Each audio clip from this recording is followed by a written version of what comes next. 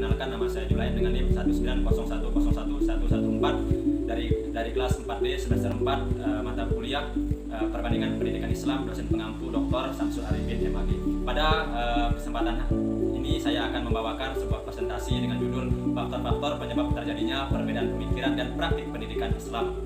Faktor penyebab terjadinya perbedaan pemikiran dan praktik pendidikan adalah sunnatullah, bahwa setiap orang, tidak terkecuali para sahabat, dibekali oleh Allah dengan tingkat dan kemampuan akal yang berbeda, yang menyebabkan kapasitas keilmuan, ketajaman, dan arah analisis yang berbeda pula satu sama lainnya. Maka perbedaan paham dan pendapat di antara mereka wajar terjadi. Dengan demikian, secara alami, perbedaan hasil pemahaman dan penafsiran terhadap Islam, Al-Quran dan As-Sunnah sudah terjadi di kalangan sahabat, baik di saat Rasulullah SAW masih hidup dan apalah lagi setelah beliau sudah wafat. Seperti telah disinggung, perbedaan pemahaman dan penafsiran terhadap ajaran agama Islam telah terjadi di kalangan para sahabat di saat Rasulullah SAW bersama mereka. Namun, perbedaan ini semata-mata disebabkan oleh faktor alami dan logis, karena Allah menciptakan manusia berbeda kemampuan, akal, dan kualitas pemahaman serta kapasitas keilmuannya. Namun, tujuan pemahaman mereka semata-mata untuk mencari kebenaran dan tidak menyebabkan lemahnya akidah atau menimbulkan keraguan terhadap agama yang disampaikan oleh Rasulullah SAW. Adapun faktor-faktor yang perlu kita ketahui terdapat berbagai corak perkembangan pendidikan Islam. Di antaranya, yang pertama, isolatif tradisional, yang artinya tidak mau menerima apa saja yang berbau barat dan terhambatnya pengaruh pemikiran-pemikiran modern dalam Islam untuk masuk ke dalamnya, sebagai tampak jelas pada pendidikan pondok pesantren tradisional yang hanya menonjolkan ilmu-ilmu Islam saja. Yang kedua, sintesis, yang dimana artinya adalah mempertemukan antara corak lama dan corak baru atau pondok pesantren dan model pendidikan barat yang berwujud sekolah atau madrasah. Selain itu, adanya beberapa prinsip-prinsip pemikiran pendidikan Islam, diantaranya sebagai berikut. A. Prinsip ontologis. Prinsip ontologis merupakan salah satu di antara lapangan penyelidikan pemikiran kefilsafatan yang paling kuno. Prinsip ini membicarakan pokok pikiran tentang apa yang ada dan apa yang tidak ada. Ontologi merupakan artikel pelengkap dari metafisika tentang ada atau keadaan sesuatu. Ontologi dapat mendekati masalah tentang hakikat melalui dua pendekatan, yaitu pendekatan kuantitatif, yaitu kenyataan itu tunggal atau jamak, dan pendekatan kualitatif mempertanyakan jenis kenyataan tersebut. Dalam melakukan pendekatan ontologi diperlukan adanya pemilihan antara yang real dan antara yang tidak real, atau antara kenyataan atau kenampakan. Sebab itu semua yang nyata merupakan objek kajian, yang dimana mungkin saja objek kajian yang dimaksud bersifat kenampakan yang tidak real. Dalam kaitannya dengan pendidikan Islam, memberikan arti bahwa segala sesuatu yang menjadi objek kajian pemikiran tidak selamanya bersifat realistis, akan tetapi ada kalanya yang bersifat fenomena dan abstrak. Ketika membicarakan apa tujuan pendidikan Islam yang sesungguhnya, maka seseorang intelektual muslim harus melihat kedua pendekatan tersebut secara seksama.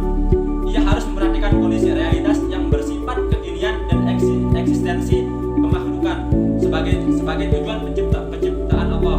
Ia harus mempertimbangkan tuntunan kebudayaan dan potensi yang dimiliki peserta didik sebagai makhluk yang unik dan dinamis secara serasi dan seimbang. Prinsip epistemologis. Prinsip epistemologis yaitu studi pengetahuan yang tentang bagaimana proses manusia mengetahui adanya benda-benda serta menitik beratkan pada timbulnya berbagai pengertian mau konsep, waktu, ruang, kualitas, kesadaran, dan kebahasaan pengetahuan. Paling tidak ada 3 bentuk pendekatan epistemologi. Yang pertama, epistemologi idealisme, yang dimana yang artinya keberadaan kualitas atau objek pengetahuan yang diserap oleh indera memiliki ketergantungan pada kesadaran yang utuh sehingga manusia dapat menentukan kebenaran yang hakiki.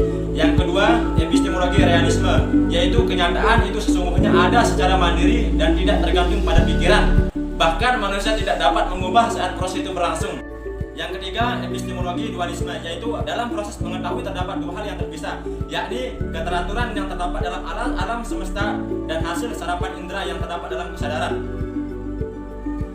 Dalam kaitannya dengan pemikiran pendidikan Islam, pendekatan tersebut memberi makna tentang bagaimana proses internalisasi yang efektif dalam mencapai tujuan pendidikan yang diinginkan sebagai sebuah kebenaran yang hakiki. Proses yang dilakukan hanya mengandung makna tertinggi sesuai dengan posisi, fungsi, dan kemampuan peserta didik baik secara vertikal maupun secara horizontal.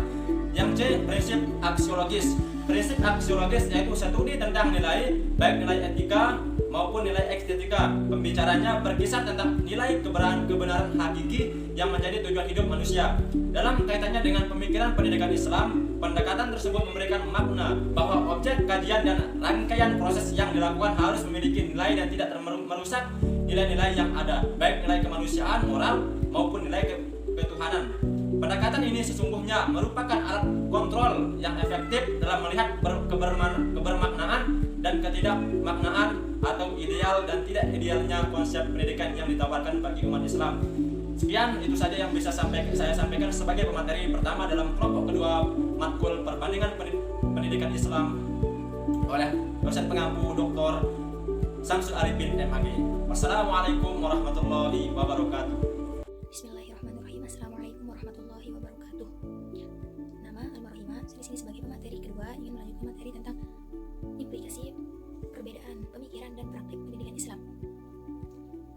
Pemikiran pendidikan Islam dan implementasi oleh para ahli lebih banyak menonjolkan kepada sifat materinya dan menganggap itu sebagai sebuah peristiwa kultural dengan berbagai rumusan yang bersifat eksternal dasting dari luar pribadi murid eksis secara mandiri.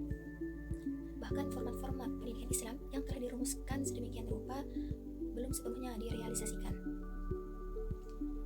Para ahli cenderung berhenti pada segmen-segmen yang lebih khusus yang dapat dicapai secara terpenggal-penggal dalam langkah tertentu.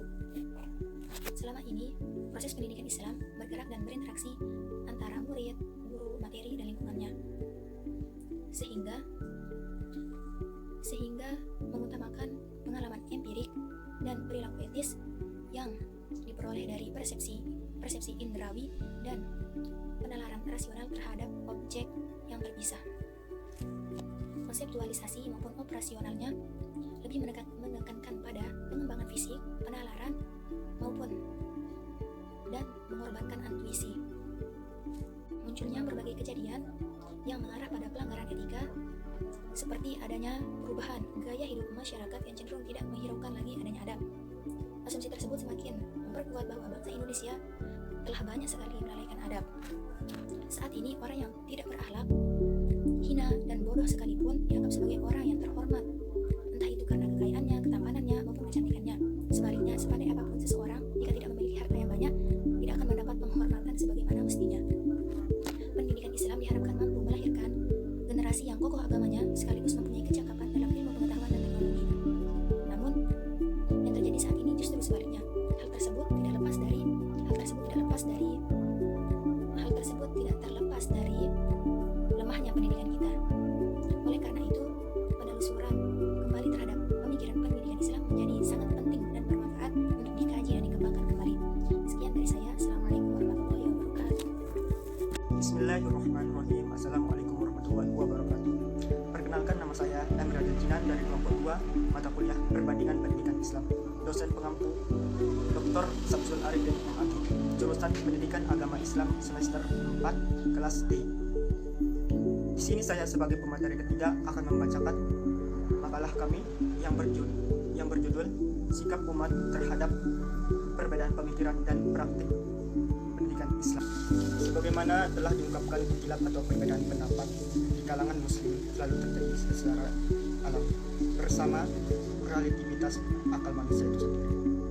Islam tetap mengingatkan umatnya agar semaksimal mungkin menghindari khilaf. Sepanjang sejarah Islam, masyarakat muslim dalam skala yang tetap besar bahkan hanya berperan serta tetapi juga mengantisipasi ke dalam pendirian, pengembangan dan pemberdayaan pendidikan Islam. Namun terdapat dua kecenderungan. Pertama, mulai berkembangnya hasrat dan keinginan di kalangan masyarakat muslim. Kedua, terjadinya konsolidasi sumber daya dan dana di kalangan masyarakat muslim itu sendiri untuk membangun pendidikan Islam yang berkualitas. Sekian, assalamualaikum warahmatullahi wabarakatuh.